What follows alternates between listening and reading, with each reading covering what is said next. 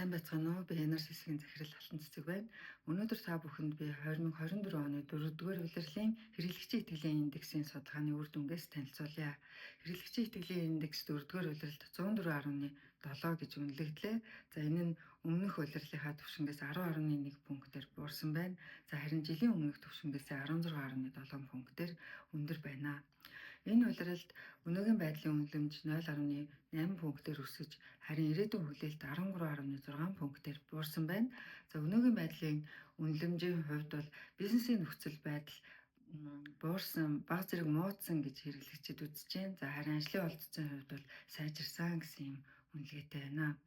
За ойрын ирээдүйд бизнесийн нөхцөл, ажлын олдцын хувьд бол таархан болно гэсэн хүлээлт давмгаалж байна. За мөн орлогын хувьд ч гэсэн орлого сайжирна гэсэн хүлээлт нэлээд хэмжээгээр 4 пунктээр буурсан байна.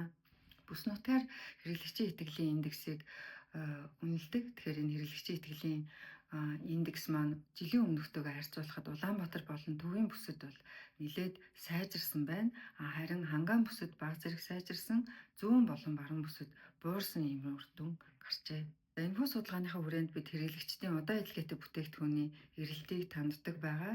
За удаан эдэлгээтэй бүтээгдэхүүний худалдан авалтын төлөвлөгөө маань өөрөө эдийн засгийн төлөвт хэрэглэгчдийн итгэж байгаа итгэлтэй бол нэлээд ойрхон хамааралтай байдаг. За энэ удаад 4-р улиралд бол удаан эдэлгээтэй бүтээгдэхүүний худалдан авалтын эрэлт 33.7% байна. За энэ нь бол өмнөх улиралтай харьцуулахад 0.6 пунктээр доогуур, жилийн өмнөхтэй харьцуулахад 0.5 пунктээр өндөр байна. За ерөнхийдөө удаан эдэлгээтэй бүтээгдэхүүний худалдан авалтын эрэлт бол жилийн өмнөх болон улирлынхаа түвшинд байна гэж хэлж болохоор байна.